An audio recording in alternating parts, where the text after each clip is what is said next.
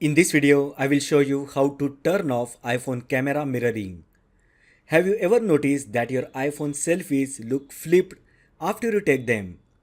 If you want your photos to appear exactly as they do in the preview, you need to turn off camera mirroring. First, open Settings app on your iPhone. Now scroll down and look for Camera app.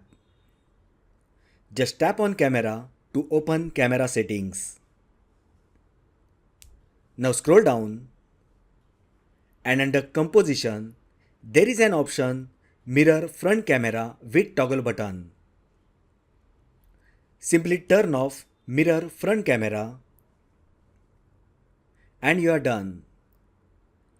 So the next time whenever you take selfie using your iPhone's front camera, the image will not be flipped and it will appear exactly as they do in the preview.